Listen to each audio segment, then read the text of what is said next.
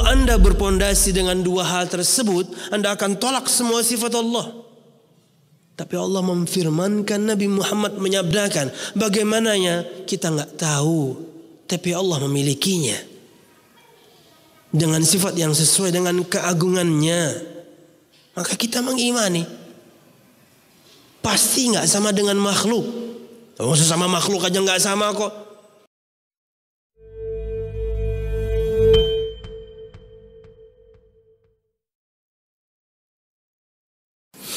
Assalamualaikum warahmatullahi wabarakatuh. Innal hamdalillah nahmaduhu wa nasta'inuhu wa nastaghfiruh wa na'udzu billahi min shururi anfusina wa min sayyiati a'malina. Man yahdihillahu fala mudilla lahu wa man yudlil fala hadiya lahu. أشهد أن لا إله إلا الله وحده لا شريك له وأشهد أن محمدا عبده ورسوله. قال الله تعالى في القرآن الكريم: أعوذ بالله من الشيطان الرجيم. يا أيها الذين آمنوا اتقوا الله حق تقاته ولا تموتن إلا وأنتم مسلمون. يا أيها الناس اتقوا ربكم الذي خلقكم من نفس واحدة وخلق منها زوجها وبث منهما رجالا كثيرا ونساء واتقوا الله الذي تساءلون به والأرحام إن الله كان عليكم رقيبا. يا أيها الذين آمنوا اتقوا الله وقولوا قولا سديدا يصلح لكم أعمالكم ويغفر لكم ذنوبكم ومن يطع الله ورسوله فقد فاز فوزا عظيما. فإن أصدق الحديث كتاب الله وخير الهدي هدي محمد صلى الله عليه وسلم وشر الأمور محدثاتها فإن كل محدثة بدعة وكل بدعة ضلالة وكل ضلالة في النار. أما بعد. Jamaah sekalian rahimakumullah, alhamdulillah, segala puji dan syukur marilah kita haturkan kepada Allah Subhanahu wa ta'ala. Kemudian salawat serta salam semoga selalu tercurahkan kepada junjungan besar Nabi kita Muhammad sallallahu alaihi wasallam, juga beserta para sahabatnya, keluarganya dan segenap kaum muslimin yang selalu istiqamah berpegang teguh dengan Islam sampai hari kiamat kelak. Jamaah sekalian rahimakumullah, melanjutkan pembahasan kita pada kitab Aqidah Ahlus Sunnati wal Jamaah karya Syekh Muhammad bin Ibrahim Al-Hamad hafizahullah ta'ala. Dan masih pada pembahasan khasais al-aqidah al-islamiyah, aqidah Ahlus Sunnati wal Jamaah, keistimewaan aqidah Islam, aqidah Ahlus Sunnati wal Jamaah. Dan kita masuk pada poin yang baru, yaitu poin yang ketujuh. Perhatikan jamaah sekalian rahimakumullah, halaman 284. Kata beliau hafizahullah ta'ala, annaha qad ta'ti bil muhar walakin la ta'ti bil muhal. Di antara keistimewaan aqidah Islam, aqidah Ahlus Sunnati wal Jamaah adalah aqidah Islam terkadang berisi sesuatu yang memusingkan. tetapi tidak berisi sesuatu yang mustahil. Annaha qad ta'ti bil muhar, terkadang dalam bahasan akidah Islam itu ada yang bikin pusing. Walakin la ta'ti bil muhal, akan tetapi walaupun ia pusing bukan perkara yang mustahil. Dan ini nanti ada erat hubungannya dengan poin yang kedua, berdiri di atas pondasi penyerahan diri kepada Allah Subhanahu wa taala dan Rasulnya. Nanti kita akan baca lagi di situ ya. Perhatikan kata beliau hafizahullah taala, fa fil aqidatil islamiyah ma yubhirul uqul wa ma qad tuharu fihi al afham kasairi umuril ghaib min azabil qabri wa na'imihi was-sirati wal hawdi wal jannati wan nar wa kaifiyati sifatillahi azza wa jalla. Di dalam akidah Islam terdapat hal-hal yang memusingkan akal dan sulit difahami. Kalau pada pertemuan yang lalu kita sebutkan ia adalah mudah, jelas, gamblang. Ini bagian dari pengecualian. Ada di dalam akidah Islam hal-hal yang memusingkan akal dan sulit difahami, seperti perkara-perkara gaib, siksa kubur, nikmat kubur, as-sirat atau sirat, jembatan, haud atau telaga Nabi Muhammad sallallahu alaihi wasallam, surga, neraka, dan bagaimana sifat-sifat Allah Subhanahu wa taala. Di antara keistimewaan akidah Islam, akidah Ahlus Sunnati wal Jamaah, kita bahas pada pertemuan yang lalu adalah, perhatikan di poin yang kelima halaman 281, jelas, mudah, terang. Tapi ada bahasan pengecualian, bahwasanya ada di dalam bahasan akidah Islam perkara yang memusingkan, perkara yang sulit untuk difahami. Kenapa? Karena akal kita nggak sampai. Khususnya berkaitan dengan perkara-perkara yang gaib.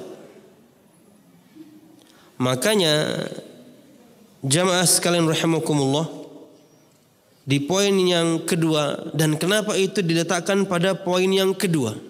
Karena ia adalah pondasi yang luar biasa.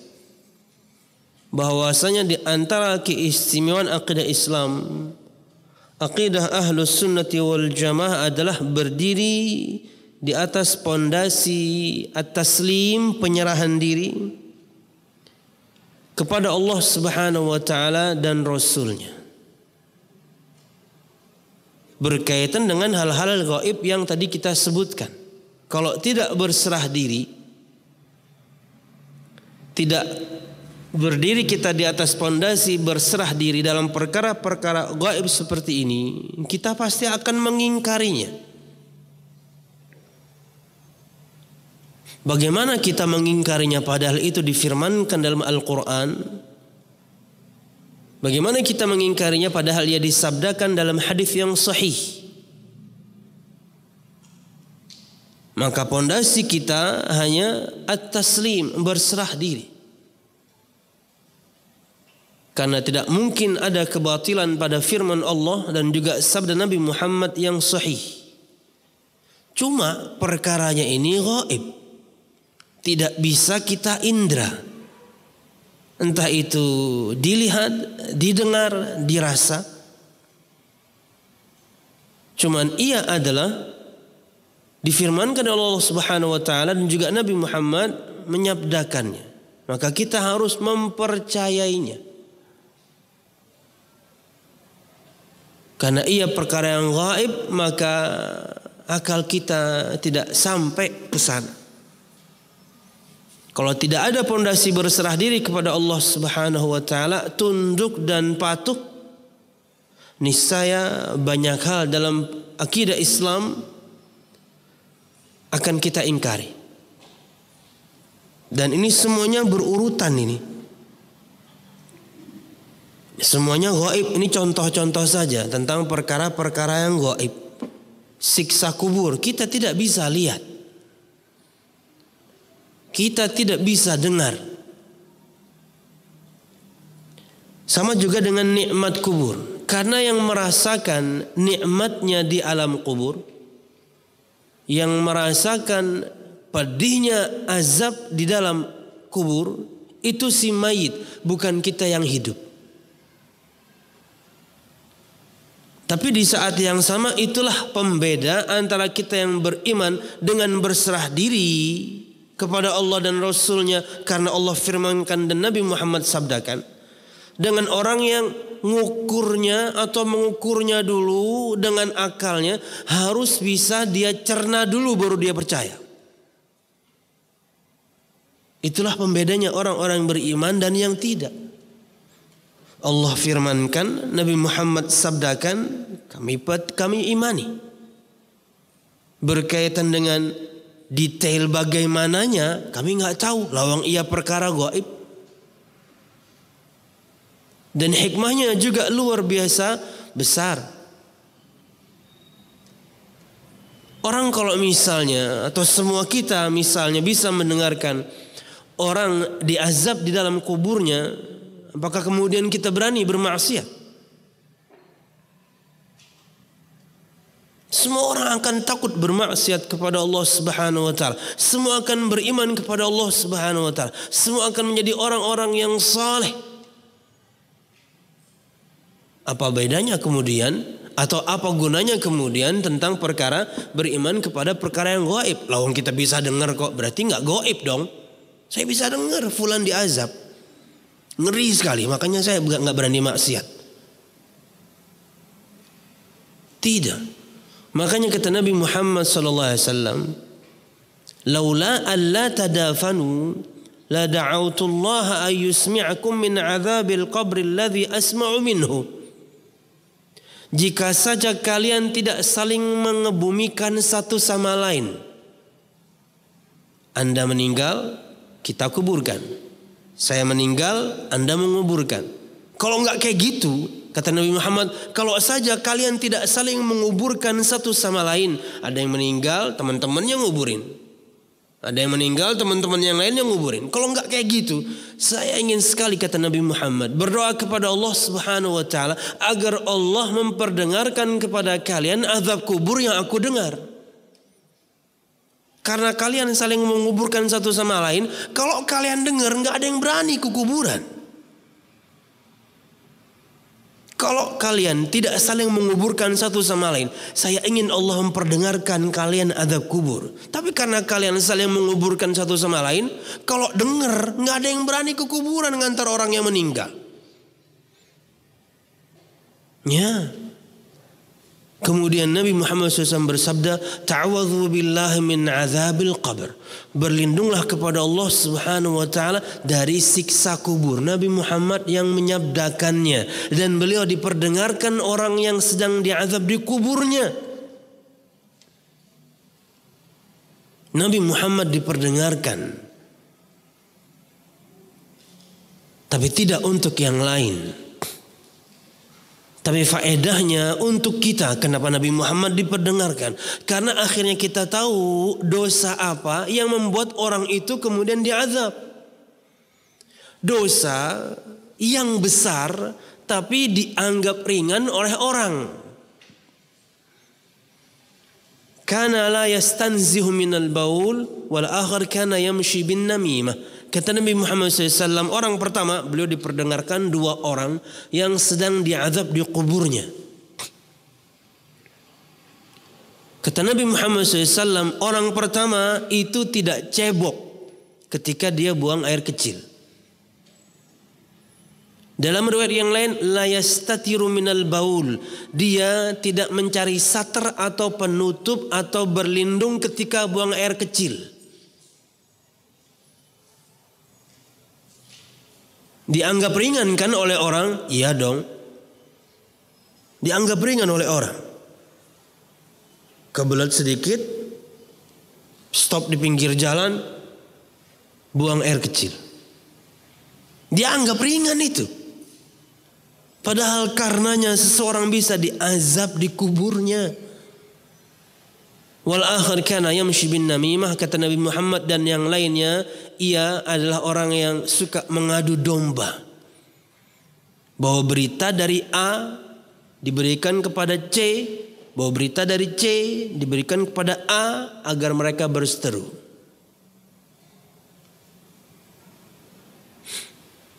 Dan itu banyak terjadi di zaman sekarang. Orang anggap ringan itu. Dan terkadang semuanya pindah dalam bentuk tulisan. Di zaman sekarang itu pindah dalam bentuk tulisan. Mengadu domba. Dia anggap ringan. Padahal ia adalah dosa yang besar, karenanya seorang diazab. Nah, diperdengarkannya Nabi Muhammad SAW azab kala itu, hikmahnya adalah agar semua kita tahu bahwasanya kalau kencing cebok, kalau buang air kecil cari penutup. Atau di zaman dahulu Nabi Muhammad SAW bahkan dalam bahasa Arab, kamar kecil itu namanya al-khala, tempat yang kosong. Karena di zaman dahulu tentunya padang pasir, jalan jauh sampai nggak kelihatan, nggak ada orang yang lihat, jauh sekali, baru buang air besar, buang air kecil. Tempat kosong. Kita nggak berbicara kemudian WC di zaman sekarang. Dan tidak sedikit kemudian orang tua tidak memberikan pendidikan ini kepada anaknya. Mentang-mentang masih kecil, anak bakami kan, anak dibawa ke teras, bakami di muka rumah. Iya kan bu? Pian kenapa merespon seperti itu? Karena Pian pasti pernah lihat. Mudah-mudahan bukan Pian yang nyuruh anak kencing gitu ya. Ya Allah.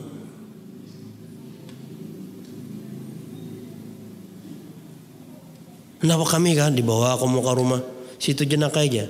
Kadang-kadang orang tua tidak mendidiknya sejak dini.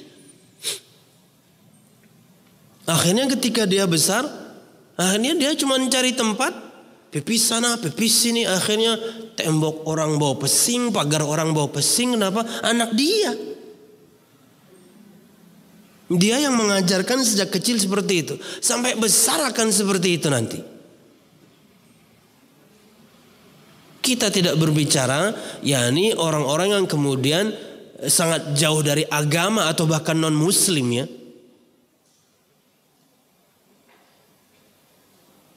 Ulun pernah ke Lombok ya, ulun di Lombok 1 tahun ya. Perempuan-perempuan tentunya tua-tua ya, bukan yang muda ya. Itu kayak laki-laki. Kencingnya di pinggir jalan. Waduh. Ulun pertama kali ke sana, kagetnya minta ampun. Ada apa ibu itu kok duduk di situ? Itu kencing katanya. Woi. Subhanallah. Tapi non muslim ya, bodoh amat. Cuman kan tetap aja kencing. Mau Anda tua kek, enggak kek.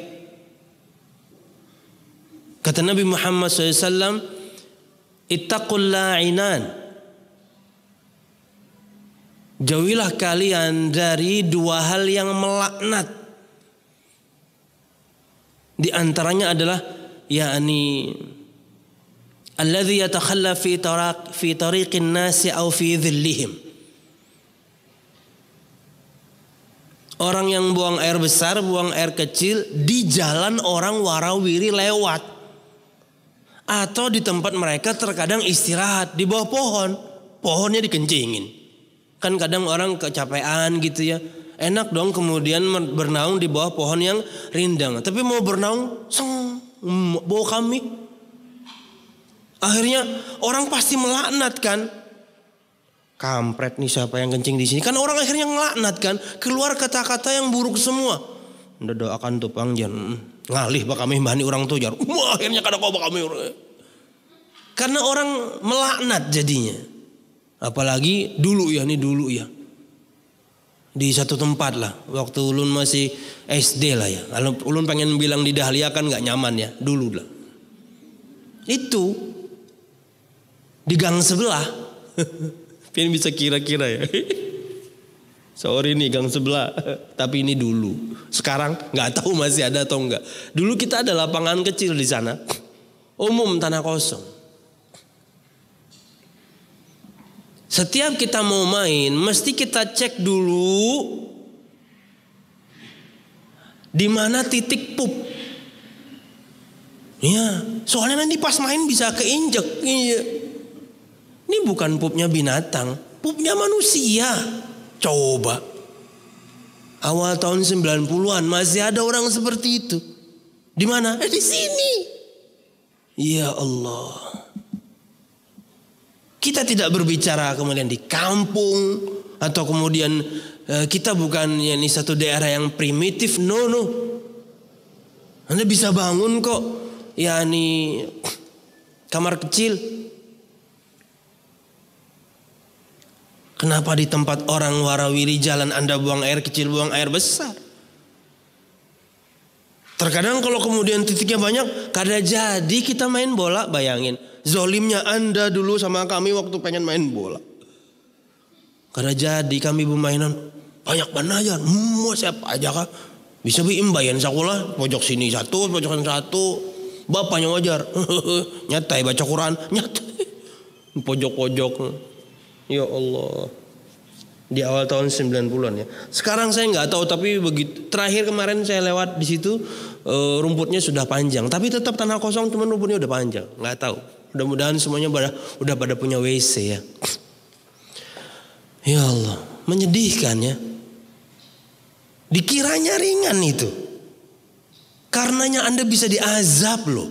Belum lagi kemudian Anda terlaknat berdasarkan doa manusia yang melaknat Anda. Betapa banyak orang mengumpat akhirnya. Bisa jadi kemudian mendoakan keburukan untuk Anda.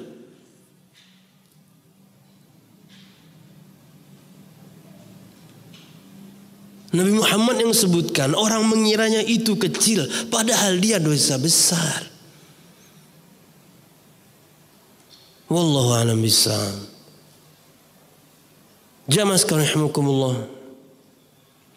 Yani sampai sekarang sepertinya masih ada. Itulah gunanya kenapa kita harus selalu belajar ya. Harus saling mengingatkan satu sama lain ya.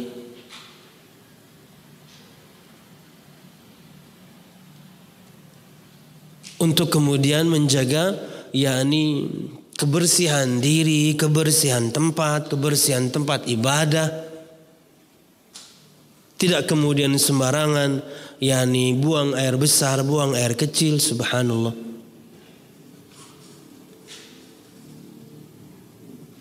Wallahu a'lam bishawab. Jadi di dalam akidah Islam terdapat hal-hal yang memusingkan akal dan sulit difahami, pengecualian dari bahasan sebelumnya ya. Tapi kan enggak semuanya. Seperti perkara-perkara gaib. Di luar perkara itu semuanya mudah difahami, gamblang, jelas, terang. Tapi perkara-perkara gaib memusingkan akal. Perkara-perkara gaib sulit difahami. Kenapa? Akal kita nggak nyampe. Allah ciptakan kita dengan kesempurnaan, tapi ada batasan. Kesempurnaan yang ada batasannya. Allah ciptakan kita sempurna, alhamdulillah, tapi ada batasannya. Di mana kita tidak bisa mencerna perkara yang gaib, yang tidak bisa kita lihat, tidak bisa kita dengar, tidak bisa kita rasa, tidak bisa kita indra. Di antaranya siksa kubur, nikmat kubur. Walaupun misalnya gitu ya, ada jenazah kemudian entah dia orang soleh atau orang sebaliknya, kita nggak kebumikan beberapa hari, kita pengen tungguin Bagaimana sih kenikmatan orang ini? Bagaimana sih kemudian orang ini menerima azab? Mungkin yang satu soleh, yang satu pelaku maksiat. Ditungguin tuh mungkin di meja otopsi. Anda nggak bisa lihat. Yang merasakan nikmatnya di alam barzakh itu si mayit. Yang merasakan ngerinya azab itu si mayit, bukan Anda kemudian yang masih hidup. Di dunia nyata saja, seperti kita sekarang masih hidup alhamdulillah. Seseorang tidak bisa merasakan yang orang lain rasakan. Padahal orangnya ngomong. Kayak pian semuanya misalnya. Atau para istri juga misalnya. Mereka menceritakan bagaimana sakitnya ketika hamil di hari-hari terakhir. Sakitnya ketika mulai pembukaan. Sakitnya ketika melahirkan. Sakitnya kalau melahirkannya misalnya sesar dan harus dijahit sampai 1 tahun terkadang kemudian merasakan nyerinya. Dia cerita, kita nggak bisa rasa. Jadi kalau ada para suami atau suami pian mengatakan, kakak merasakan jodengnya sakitnya, dustainya, nggak bisa kita merasakan.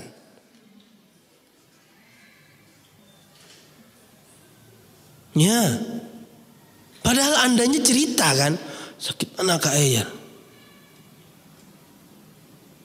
Apalagi misalnya yang sudah melahirkan pasti tahu, sebelum melahirkan itu kan sakitnya itu luar biasa yang saya tidak tahu bagaimana rasanya, dan jedanya kan dari jedanya itu Anda tahu ini hampir melahirkan. Nanti per 15 menit sakit, nanti per 10 menit sakit, nanti per 5 menit sakit. Yang sakitnya itu kita nggak bisa rasakan, tapi Anda ngomong. Dari situ kita cuma tahu, oh parak sudah, langsung bawa ke bidan atau bawa ke dokter. Belum lagi kemudian tahapan pembukaannya. Belum kemudian ketika melahirkannya.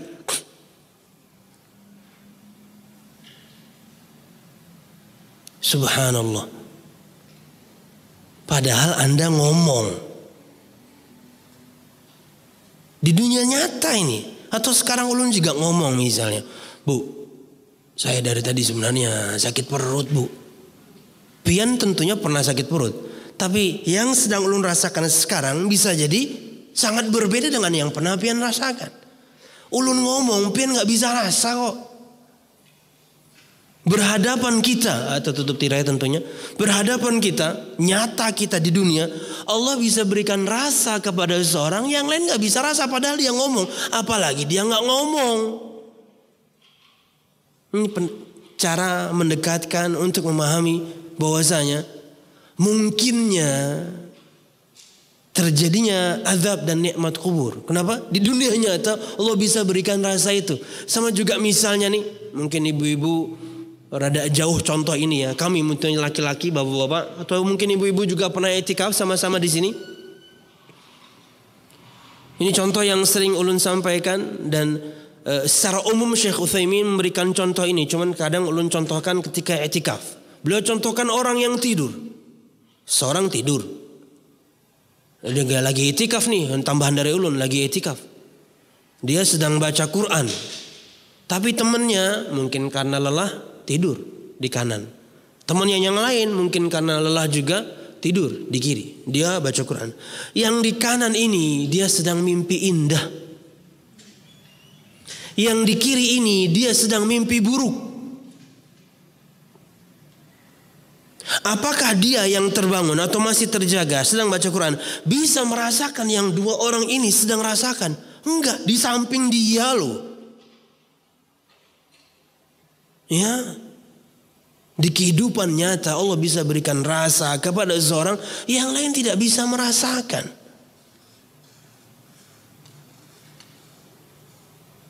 Kecuali misalnya ada rasa yang pernah ada, nah, itu mungkin kita pernah merasakannya. Itu lain lagi kisahnya lah. Ya. Subhanallah. Jadi kita diciptakan sempurna tapi dengan keterbatasan. Kita tidak bisa mengindra perkara gaib. Azab kubur, nikmat kubur. Tapi Allah firmankan. Tapi Nabi Muhammad sabdakan. Tadi ulun sebutkan, Nabi Muhammad perintahkan kita untuk berlindung kepada Allah dari siksa kubur. Masa kita nggak percaya? Kita imani. Apa pondasinya? Berserah diri, taslim. Berserah diri. Inti dari agama Islam.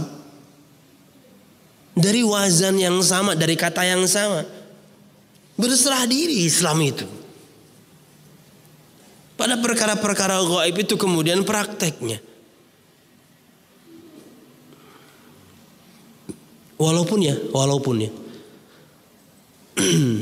Di di akhir tafsir surah An-Naba ya. Di antara keterangan Al-Ustaz Al-Fadhil Firanda Ad-Dirja hafizallahu taala, perkara gaib seperti alam jin. Kita enggak bisa lihat, kita enggak bisa dengar, tapi terkadang kita diberikan rasa kan. Ya. Lawas pengen meninggalkan rumah ya lo. Atau enggak usah lawas deh. Pengen tinggalkan rumah seharian. Bulik pengen sorangan. Karena pas muka lawang merinding ya lo. Atau naik bulu kuduk. Ya. Ada mereka di sekitar. Dulu ya waktu ulun masih kontrak di Dahlia. Itu sering sekali ulun pulang ke rumah itu dan ulun mendengarkan yakni tapak kaki anak-anak sedang berlarian. Mereka berarti sedang main-main. Baca doa buka hilang santai. Itu berkali-kali. Ya. Nggak tahu apakah kita diperdengarkan, nggak tahu juga ya. Ya. Terkadang kita merasa, kata Ustaz Firanda. Wallahu a'lam bishawab. Apalagi misalnya anak kampus misalnya, cewek-cewek gitu ya, tengah malam bangun, kemudian harus buang air kecil, mau ke WC, mesti ini seperti ya ini naik bulu kuduk karena seperti ada yang meniup. Sekalinya bujuran kawannya meniup, ya. Itu temennya ngeprank ya. Itu lain kayak salah. Sirat, jembatan antara surga dan neraka Allah bentangkan. Nabi Muhammad mensifatinya dengan dua sifat. Ahaddu minas sayfi adaqqu minas sya'rah. Lebih tajam daripada pedang, lebih tipis daripada rambut. Gimana Bu memahaminya Bu? Kalau enggak berserah diri aja. Lawang hadisnya sahih kok. Pian pernah lah Bu pergi ke satu tempat, mungkin tempat outbound gitu ya, kemudian ada jembatan tali. Pernah nggak Pian? Dulu lah waktu Pian masih muda lah ya. Jangan yang sudah tua-tua udah encok pakai jembatan tali lagi. Kalau Pina sengklek pinggang Pian ini, yang masih muda lah misalnya. Waktu acara kampus misalnya, jalan di tali, ada pegangannya nih, tapi cuman tali. Goyang-goyang. Padahal talinya besar segini. Ya. Gak mampu kita kemudian yakni sampai ke sana. Memusingkan dia. Perkara yang memusingkan, sulit difahami. Kenapa? Iya perkara gaib. Cuma Nabi Muhammad menyabdakannya. Kita berserah diri. Bahwasanya ia adalah jembatan as-sirat. Yang akan Allah bentangkan antara surga dan neraka. Ujung sirat namanya qantarah. Jadi bedakan dua hal. As-sirat itu jembatannya, qantarah itu ujungnya. Yang tidak ada, tidak lain, tidak bukan setelahnya kecuali surga Allah Subhanahu wa taala. Dan terlepas dari perdebatan, di qantarah itulah ditegakkan qisas. Bayangin. Orang ketika melewati as-sirat itu kan bisa selamat bisa enggak. Seseorang melewatinya membawa cahaya masing-masing. Ada yang cahayanya sangat besar diterangi, bisa dong jalan. Ada yang cahayanya kecil, ada yang cahayanya hanya sebesar ibu jarinya. Cahaya handphone masih lebih gede mungkin. Gimana melewati jembatan itu dengan cahaya yang sangat kecil. Belum lagi kemudian ketika di dunia, dia orang yang lambat merespon firman dan sabda. Perintah ini kena, larangan itu kena terus. Dia orang yang lambat merespon firman Allah dan juga sabda Nabi Muhammad berkaitan perintah ataupun larangan, lambat. Maka lambat dia melewatinya. Karena Nabi Muhammad sifati orang yang melewati as-sirat ada yang secepat kilat, Ada seperti orang yang menunggang kuda, ada seperti orang yang berlari, ada seperti orang yang berjalan, dan ada yang melewatinya merangkak. Kenapa gerang? Memangnya kenapa? Kalau misalnya Anda melewatinya lambat, Anda terkail, Anda terkais, ada hooknya. Ada kalub, kalalib bahasa Arab. Nabi Muhammad menyebutkan, yakni di kanan kirinya, di bawahnya ada kalalib, kalub, besi yang ujungnya bengkok untuk mengail. Anda kalau lambat terkail, saya jatuh ke neraka dong. Sudahlah jembatannya seperti itu, sifat orang yang melewatinya seperti itu, belum lagi kemudian nanti macam-macam Nabi Muhammad sifati. Nabi Muhammad sifati jembatannya, Nabi Muhammad sifati orang yang melewatinya. Nggak masuk. Tapi Nabi Muhammad sabdakan, tapi Allah Subhanahu wa taala firmankan, tidak ada seorang pun di antara kalian kecuali akan memasukinya, maksudnya melewatinya. Apa? As-sirat. Goib. Maka kalau tidak ada pondasi yang kedua, susah kita. Kalau tidak ada, yakni keistimewaan akidah Islam berdiri di atas pondasi penyerahan diri kepada Allah dan Rasulnya, banyak perkara gaib akan kita ingkari. Haud, telaga Nabi Muhammad SAW. Apalagi ini. Kata Nabi Muhammad SAW, haudhi masiratu syahrin.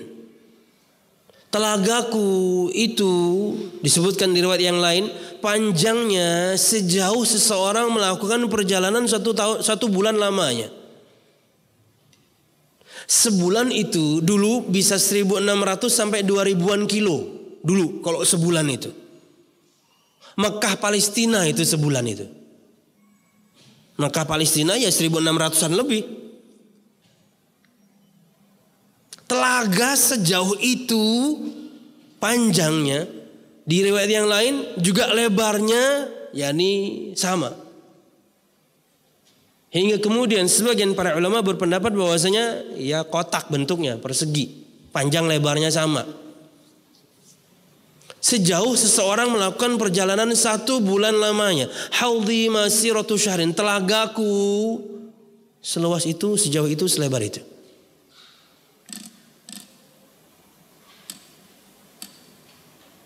Kemudian Nabi Muhammad sifati airnya, yang tentunya terpancarkan dari Al-Kautsar. Air yang ada di telaga Nabi Muhammad itu mengalir dari sungai yang ada di surga, yaitu Al-Kautsar. Semua kita hafal itu. Bukan mungkin paling hafal ya, karena surat paling pendek ya. Inna a'tainakal kautsar. Kata seorang sahabat Anas bin Malik, mudah saya tidak salah. Kala itu Nabi Muhammad tertidur ringan setelah salat maghrib. Kemudian beliau terbangun dan kemudian beliau tersenyum. Kata Nabi Muhammad SAW, tadi waktu aku tidur, karena di antara cara datangnya wahyu itu ketika si Nabi, si Rasul tidur. Kata Nabi Muhammad, nahnu ma'asyaral anbiya tanamu a'yununa wala tanamu qulubuna. Kami segenap para nabi, mata kami tidur, hati kami tidak. Karena di antara cara datangnya wahyu Allah Subhanahu wa taala itu di waktu para atau si nabi sedang tidur, wahyu turun. Kata Nabi Muhammad, tadi waktu aku tidur turun wahyu Allah Subhanahu wa taala. Allah berfirman, "Inna a'tainakal kautsar." Sesungguhnya kami telah memberikan kepadamu Al-Kautsar. Padahal kan Al-Kautsarnya itu nanti. Belum kita bahas arti Al-Kautsar. Padahal kan Al-Kautsarnya itu nanti. Tapi Allah berfirmannya dengan kata kerja, kalau bahasa Inggris itu past tense, madhi, fi'il madhi. Sesungguhnya kami telah memberikan kamu, padahal kan Al-Kautsarnya nanti, tapi kenapa pakai telah? Sudah. Di antara maknanya adalah untuk memastikan. Kami sudah kasih kamu Al-Kautsar. Kata Nabi Muhammad, atadruna mal kautsar? Hai para sahabatku, tahukah kalian apa itu Al-Kautsar? Para sahabat tidak ada yang tahu. Kata Nabi Muhammad, nahrun fil jannah. Sungai di surga Allah Subhanahu wa taala untukku.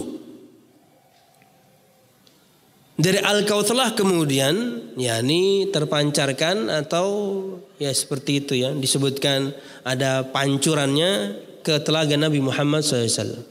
Kemudian Nabi Muhammad mensifati air telaganya, ma'uhu abyad minal laban wa ahla minal asal wa rihu atyab minal misk wa kizanuhu kanujumis sama' man syariba minhu lam yadhma la yadhma abadan, atau kama qala sallallahu alaihi wasallam.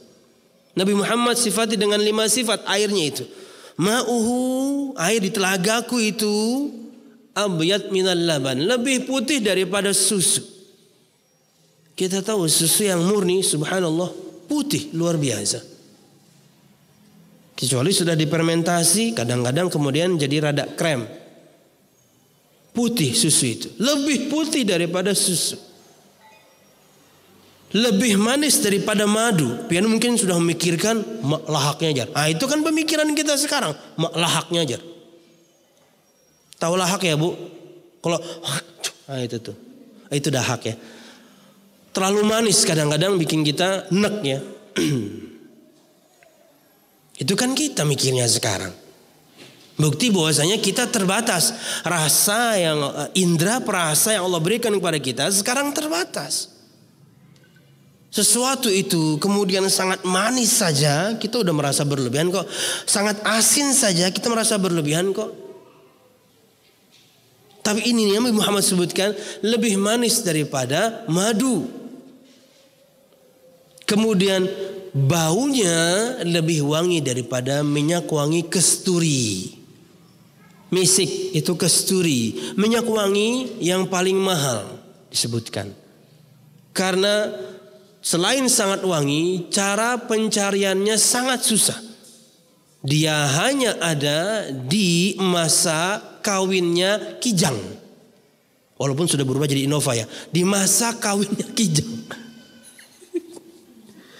Jadi minyak kasturi itu adalah esennya itu diambil dari minyak yang kering di bebatuan, di pepohonan, hasil dari kijang jantan ketika mendatangi kijang betina. Setelah selesai nanti akan muncul kayak kantung minyak di bagian pahanya, di bagian dalam.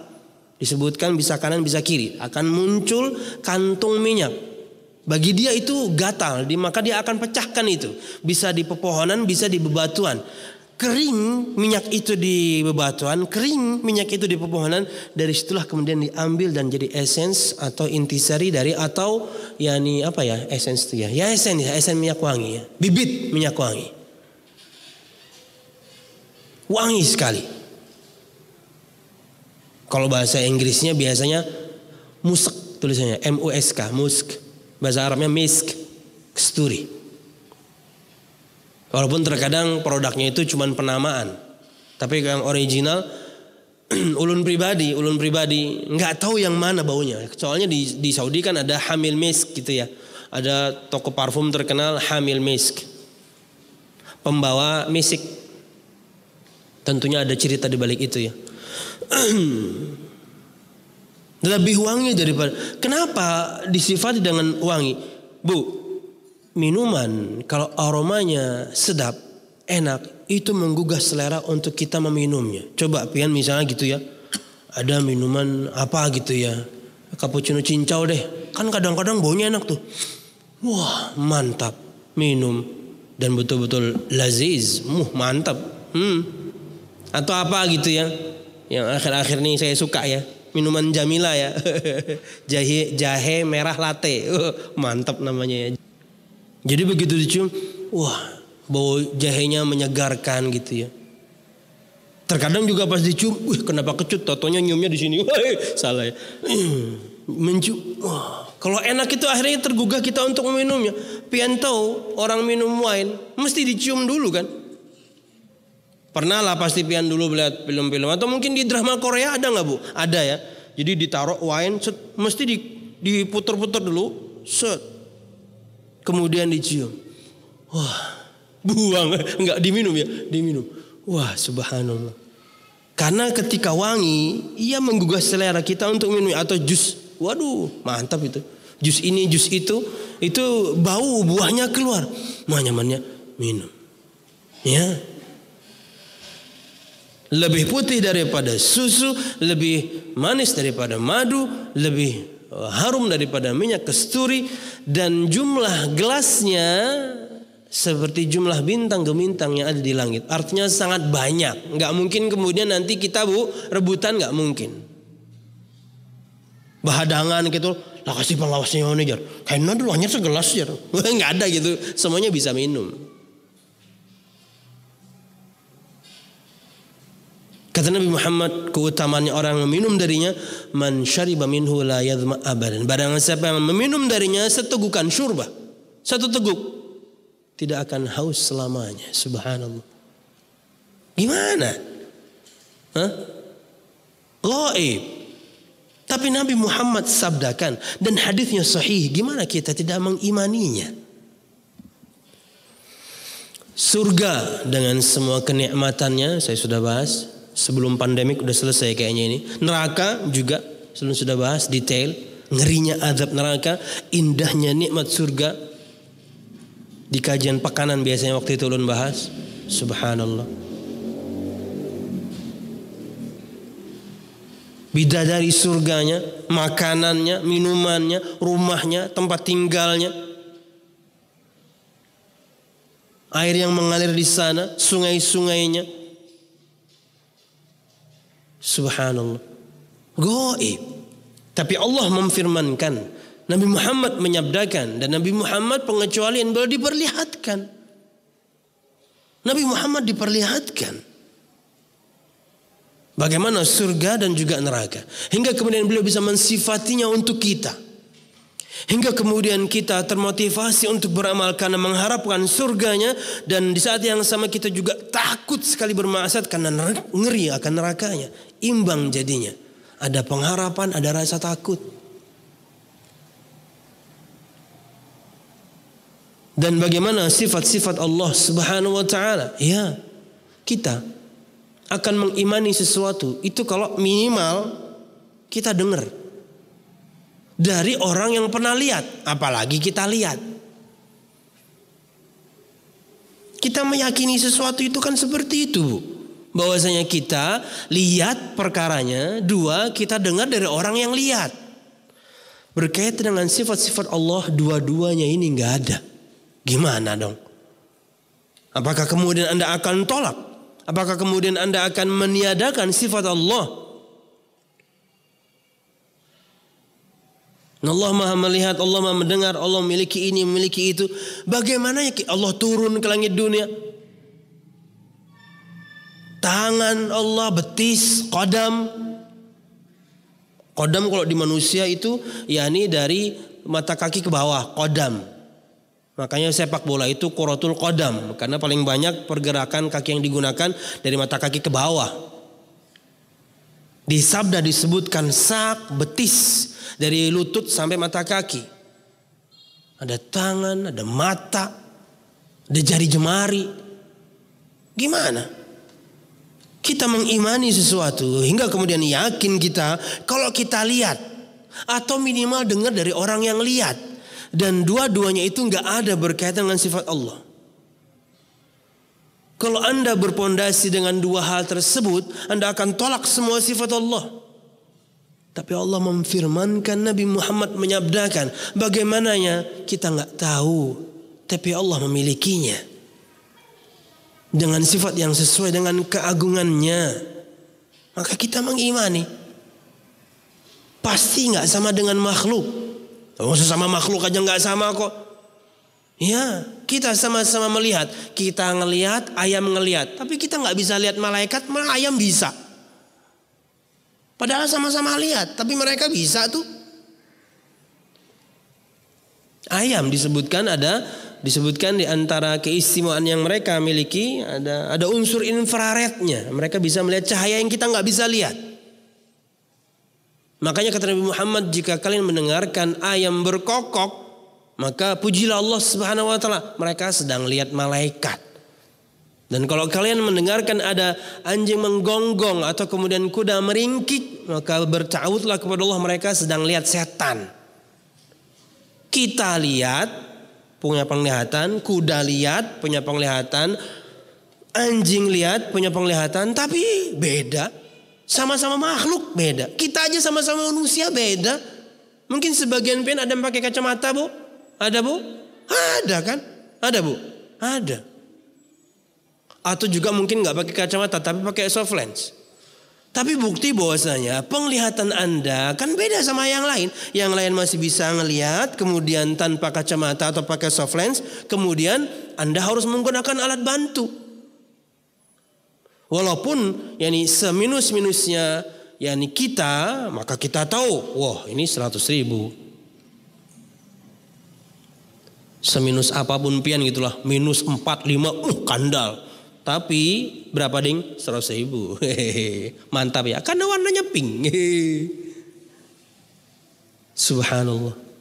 Sesama manusia saja nggak sama. Sesama makhluk saja nggak sama. Katanya sama saja, hakikatnya nggak sama.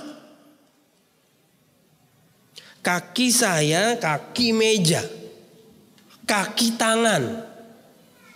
Semuanya pakai kata-kata kaki. Tapi ini kaki hakikat buat jalan, ini kaki maksudnya adalah betisnya meja, ini kaki artinya anak buah. Di makhluk saja beda. Gimana kemudian kita menyamakan Allah? Nggak bakal sama. Tapi Allah memilikinya. Kan simpel. Nggak perlu ditakwil-takwil. Allah firmankan, kami mengimaninya. Nabi Muhammad sabdakan, kami mengimaninya. Allah menafikan, kami akan nafikan. Nabi Muhammad menafikan, meniadakannya, kami akan nafikan. Allah tidak sebutkan penetapannya dan penafiannya. Nabi Muhammad tidak sebutkan penetapannya dan penafiannya, maka kami no comment. Ya, kami no comment pada lafadznya. Kenapa di firman gak ada, di sabda gak ada. Entah itu penetapan ataupun penafian. Contoh misalnya sifat tubuh gak disebutkan. Sifat arah gak disebutkan.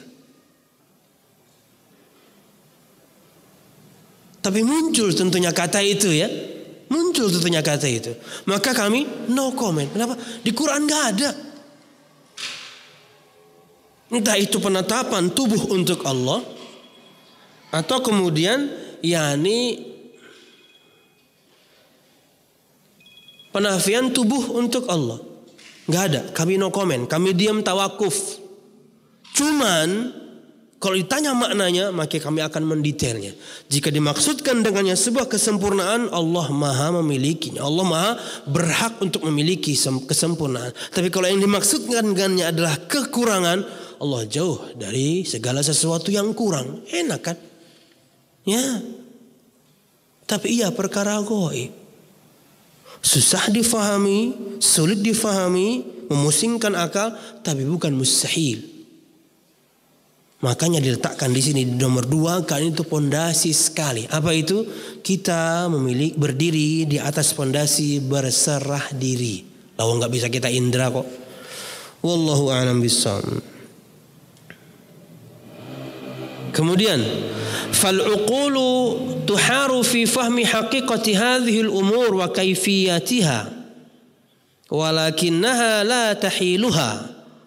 Bal tusallimu lidzalika wa tanqad wa tad'an lianna dzalika sadara 'anil wahyil munazzal alladzi la yantiqu 'anil hawa walladzi la ya'tihi al-batilu min baini yadayhi wala min khalfihi. Kita tutup dengan ini. Akal mengalami kebingungan dalam memahami hakikat dan bentuk perkara-perkara tersebut. Beberapa contoh sebelumnya kita sebutkan tentang perkara gaib tadi.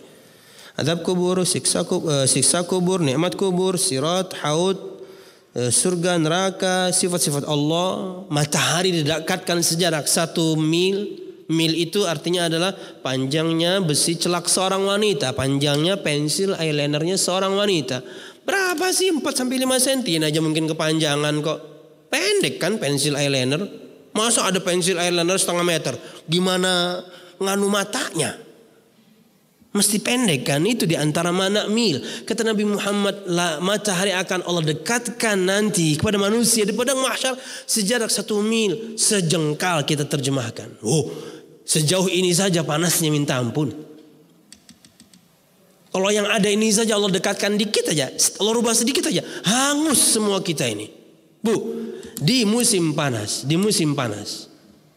disebutkan tahun ini di antara yang paling panas di Amerika itu 55. Di antara yang mereka sebutkan paling panas tahun ini 55. Beberapa tahun yang lalu di Kuwait bisa 64. 50 itu ulun pernah merasakan waktu di Madinah.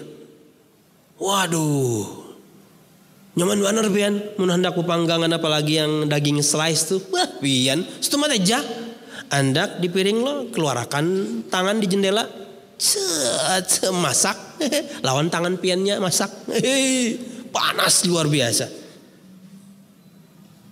Makanya ada istilah liburan musim panas kan? Kenapa?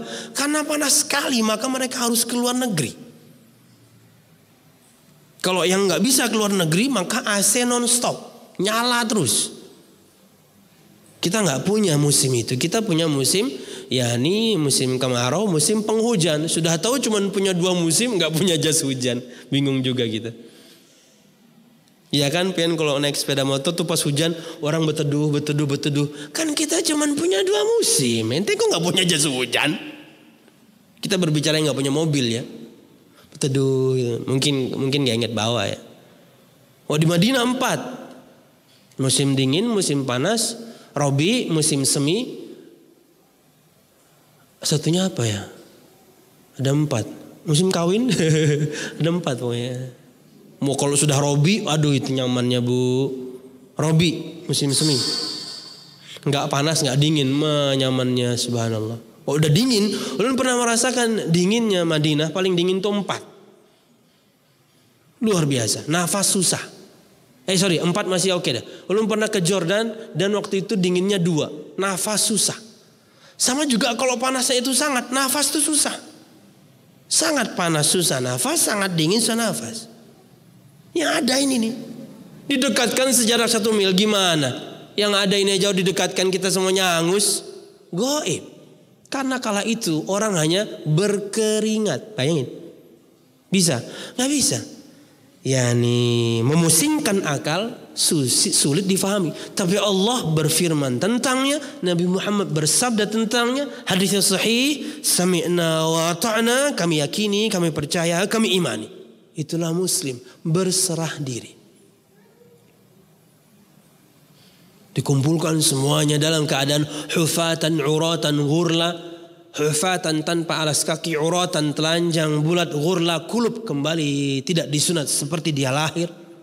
Aisyah bertanya kala itu, wahai Rasul, tidakkah kemudian satu sama lain saling melihat satu sama lain? Kata Nabi Muhammad, al-amru yawma idin ashad min ayyandura ba'duhum ila ba'din. Perkara di hari itu sangatlah dahsyat daripada seseorang harus lihat kanan kiri. Ini sedang menghadap Tuhan. Di mana kemudian bisa jadi keburukan kita selama di dunia yang bisa kita tutupi, dibongkar semua waktu itu. Di dunia semua orang bisa kita kelabui dengan tampilan, dengan tutur kata indah gampang. Orang tua, mertua, pasangan, istri, suami, anak, apalagi teman. Semua bisa kita kelabui. Yang tahu aslinya kita, ya kita doang sama Tuhan. Allah subhanahu wa ta'ala. Padahal aslinya buruknya minta ampun. Di padang mahsyar Allah bongkar semuanya.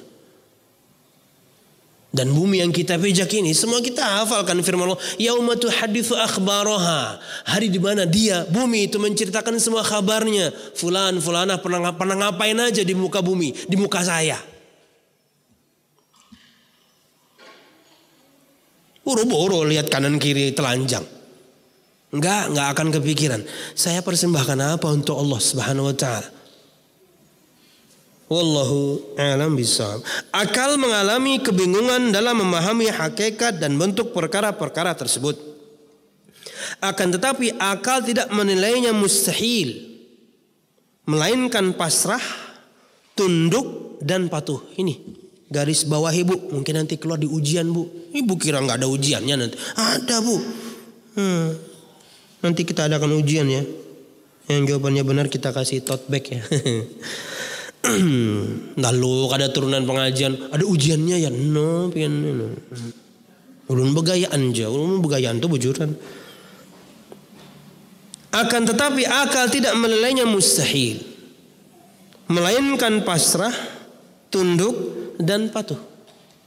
Karena perkara-perkara tersebut berasal dari wahyu. Nah ini, kenapa kita tunduk, pasrah? Karena Allah memfirmankannya. Karena Nabi Muhammad menyabdakannya. Kata Nabi Muhammad, tidak keluar dari mulutku ini kecuali kebenaran. Mesti benar sudah. Tentunya kalau hadis derajatnya harus sahih, minimal hasan. Kalau firman nggak perlu kita pertanyakan. Itulah kenapa kita tunduk, kita pasrah, kita patuh. Allah ceritakan tentang alam jin, Allah ceritakan Nabi Muhammad juga misalnya siksa kubur, azab kubur, sirat, bla bla bla, semuanya tentang yang goib-goib. Nah itu sekarang goibnya, atau mungkin perkara goib yang nanti akan terjadi. Karena perkara-perkara tersebut berasal dari wahyu yang diturunkan oleh Allah Subhanahu wa taala. Jadi enggak mungkin dusta. Yang tidak berbicara dari hawa nafsu dan tidak dimasuki kebatilan dari arah manapun datangnya.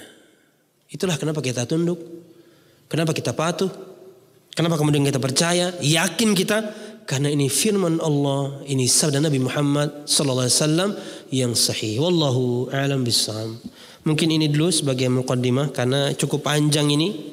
Mungkin masih 2 pertemuan lagi untuk poin ke-7 ini berkaitan dengan di antara keistimewaan akidah Islam. Akidah Ahlus Sunnah wal Jamaah adalah akidah Islam terkadang berisi sesuatu yang memusingkan, sulit difahami. Ini pengecualian dari pembahasan sebelumnya. Karena hukum asalnya akidah Islam, syariat Islam mudah, gampang, gamblang, jelas. Tidak ada kesamaran di dalamnya. Tapi ada bahasan yang bikin pusing. Ada bahasan yang sulit difahami. Kenapa? Karena akal kita nggak nyambung, nggak nyampe. Kenapa? Iya, perkara gaib kita memang basicnya nggak bisa indra. Apa yang kita lakukan? Pondasi kita jelas, berserah diri kepada Allah Subhanahu. Karena Allah memfirmankannya, Nabi Muhammad menyabdakannya dengan hadis yang sahih. Wallahu a'lam bishawab. Yang bisa ulun sampaikan dan bermanfaat. Salah dan khilaf, mohon maaf. Mudah-mudahan kajian kita diberkahi Allah Subhanahu wa taala. Amin ya rabbal alamin. Assalamualaikum Ustaz. Waalaikumsalam. Bagaimana menyikapi orang tua yang belajar filsafat? Apa sebenarnya filsafat ini? Orang awam saja ajaran filsafat berasa tidak masuk akal. Karena orang tua saya sampai diajarkan mandi Nur Muhammad. Mandi lain mandi kembang aja sekalinya lah. Ada juga mandi cahaya lah. Hanya tahu ulun nah. Mandi Nur Muhammad. Ini di antara contoh yang kita belum baca hari ini itu aneh-aneh ntar. Jadi kita tadi kan pelajari Bu. Dia memusingkan akal, dia sudah difahami, tapi kita meyakini ia bukan perkara yang mustahil. Kalau Allah firmankan, Nabi Muhammad sabdakan. Tapi nanti ada perkara-perkara yang disampaikan Syiah, yang disampaikan Yahudi, yang disampaikan Nasrani berkaitan dengan keyakinan mereka. Kita dari awal saja sudah gitu loh, sudah gitu ya. Sudah menolaknya. Karena kita meyakini kemustahilannya. Nanti kita bahas pekan depan. Orang awam saja ajaran filsafat berasa tidak masuk akal.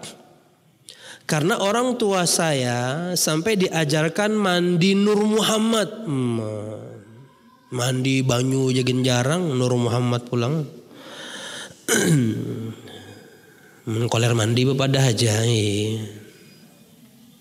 Di dalam kamar mandi ada tuntunan mandi Nur Muhammad.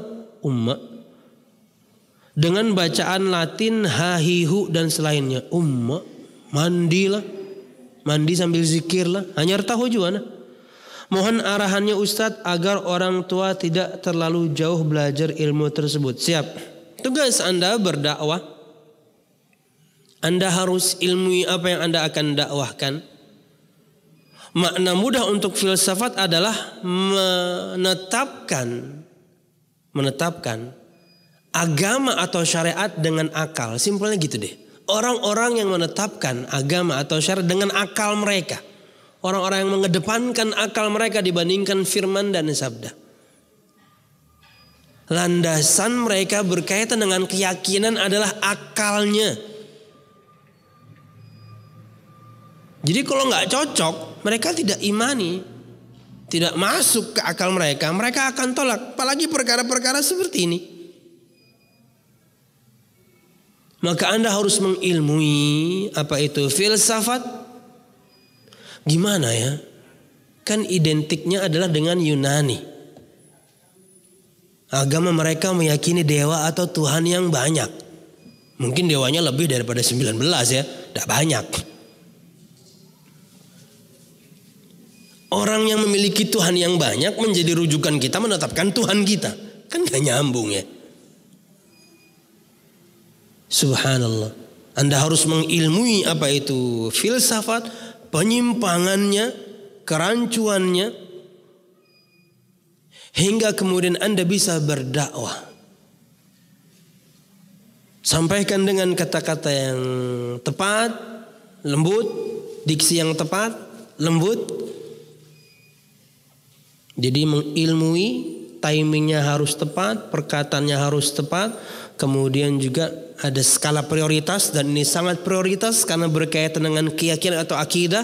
Dan kemudian berdoa ya, semoga Allah mudahkan Anda berbicara, Allah mudahkan dia memahami yang Anda bicarakan. Anda sudah mendakwahi, tugas Anda selesai. Lanjut orang tua Anda dengan penyimpangannya, bukan tugas Anda merubah hatinya. Maka banyak berdoa ya. Walaupun bukan cuma sekali, nanti di waktu yang lain ingatkan lagi dan lagi. Gimana menetapkan tentang ketuhanan, tentang syariat pakai agama orang lain yang Tuhannya banyak. Perkara-perkara gaib kemudian rujukannya akal dulu. Gimana? Padahal akal kita kemudian terbatas. Tidak bisa kita itu bikin syariat. Saya sering mengulangi quote ini. Orang melakukan bid'ah aja itu mesti nyontoh, mesti niru. Gak bisa mereka berkreasi dari nol. Tata cara ibadah itu gak bisa. Mesti niru. Ada yang mereka contoh. Mirip akhirnya dengan doa, mirip akhirnya dengan zikir, mirip akhirnya dengan salawat, mirip akhirnya dengan salat. Mirip. Kenapa? Anda gak bisa bikin sendiri. Gak mampu kita bikin syariat. Allah sudah berikan sempurna, tinggal diikuti. Ini malah berkreasi, yang ada dimodifikasi. Wallahu a'lam bishawab. Barakallahu fiikum ya. Berat nih, karena menghadapi orang tua dan penyimpangannya parah ya. Banyak doa juga ya.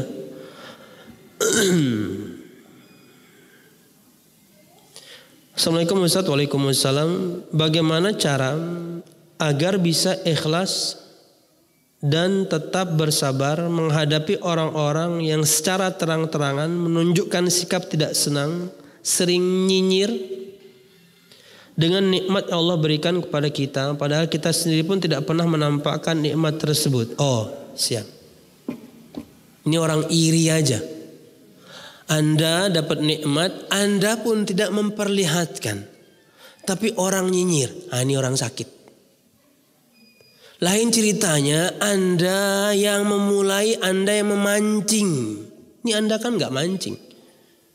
Anda mungkin dapat nikmat macam-macam ya. Mungkin nikmat pasangan, nikmat anak, nikmat tempat tinggal, nikmat kendaraan, bla bla bla, keharmonisan rumah, nikmat. Tapi sebisa mungkin Anda menyimpannya, Anda nikmati sendiri. Karena memang harusnya seperti itu. Ya, nggak perlu ditampak-tampakkan gitu, nggak perlu diposting-posting. Karena tangan kayak apa ya lah? Inya biniannya menghadap ke sana loh. Mbah tuh meraih tangan lakinya, lakinya moto dari sini, cerak, sip. 1 minggu pernikahan, kena ada pik lagi, wah. Sepatunya couple ya, sepatunya aja, foto cak, yes ya. Habis itu di tag di kafe Anu aja. Nama kafenya memang Anu, kafe Anu, memang Anu merek kafenya. Macam itu 1 bulan pernikahannya. Terus setahun cerai sekalinya. Pak. Nggak usah. Setiap nikmat yang kamu miliki ada orang yang menghasadinya. Makanya kata Nabi Muhammad SAW, bantulah kesuksesan rencana kalian dengan menyembunyikannya. Bantulah kesuksesan rencana kalian dengan menyembunyikannya. Karena setiap kenikmatan mesti ada yang hasad kepadanya. Hanya di nazar, ummah berkisah ke sana kemari, posting sana sini, kata-kata mutiara, baru di nazar. Soalnya ikhwannya kada lanjut, apa pian? Postingan sudah tersebar, sudah direpost sama Lambe Turah misalnya.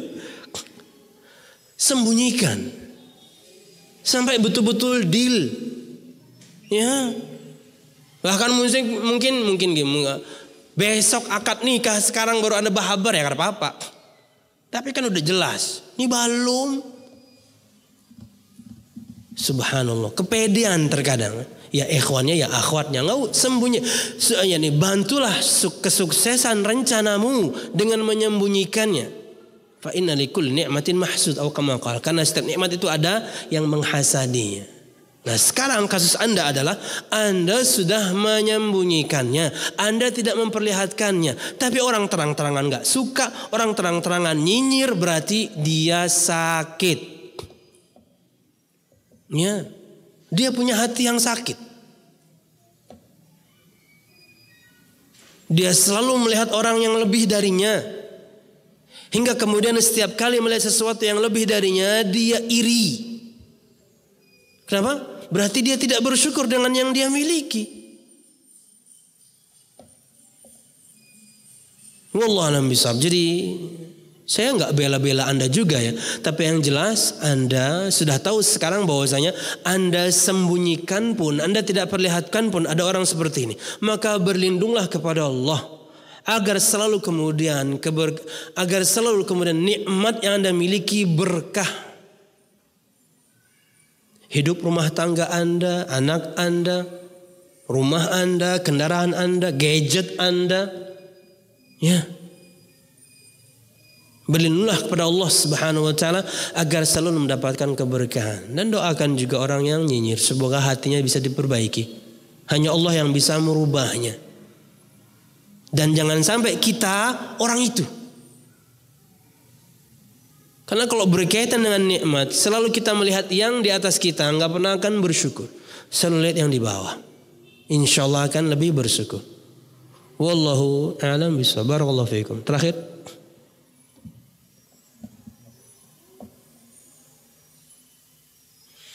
Assalamualaikum Ustaz. Waalaikumsalam. Bagaimana cara menghadapi orang yang keimanannya dan keislamannya sering menolak dakwah akidah salaf?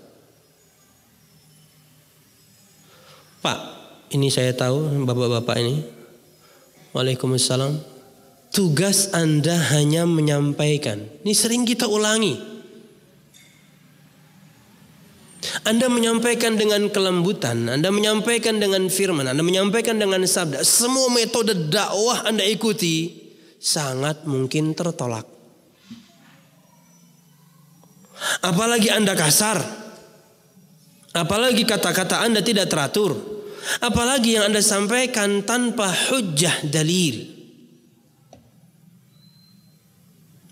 Maka fokuslah Bapak dengan tugas kita sama-sama. Berdakwah dengan ilmu, dengan wahyu Allah Subhanahu wa taala. Firman Allah, sabda Nabi Muhammad dengan pemahaman salafus salih. Itu saja sudah fokus Anda. Anda ikuti semua metode dakwah, buku ini, buku itu, cara ini, cara itu, semua metode nabawi Anda jalankan. Apakah kemudian orang akan berubah? No. Allah yang bisa merubah orang. Anda nggak bisa. Nabi Ibrahim bapaknya tidak beriman. Nabi Nuh istrinya, anaknya tidak beriman. Nabi Muhammad pamannya nggak beriman. Itu orang ring satu Nabi tidak beriman. Kurang apa Nabi dalam berdakwah? Mesti sempurna. Metodenya mesti paling jitu. Bukti bahwasanya mereka tidak bisa berikan hidayah taufik. Mereka dan kita semuanya hanya bisa melakukan atau memberikan dakwah yang jenisnya yakni al-irsyad, memberikan arahan. Berkaitan dengan dia menolak, kemudian dia tidak mau, nggak ada masalah. Masih ada orang lain yang insya Allah akan menerima dakwah Anda. Yang nolak ya sudah, nggak ada masalah. Ya. Yang penting Anda fokus kepada dakwah dan dakwah Anda harus dengan metode yang benar dan tahapan dakwah Anda juga kemudian dengan cara yang benar. Anda berdakwah dengan ilmu, ada skala prioritas, timingnya tepat, diksinya tepat, doa, itu saja sudah tugas Anda. Orang kemudian menerima dengan dakwah kita, alhamdulillah itu yang kita inginkan. Tidak terima, tugas kita selesai. Semoga Allah yang berikan dia hidayah. Jadi jangan dipusingkan dengan perkara-perkara yang seperti ini. Allahu a'lam bishawab. Masih ada sih, tapi kita cukupkan aja ya. Mudah bermanfaat jamaah. Salah dan khilaful mohon maaf. Mudah-mudahan kajian kita diberkahi Allah Subhanahu wa taala. Amin ya rabbal alamin. Subhanakallah bihamdika asyhadu an la ilaha illa anta astaghfiruka wa atubu ilaik. Wassalamualaikum warahmatullahi wabarakatuh.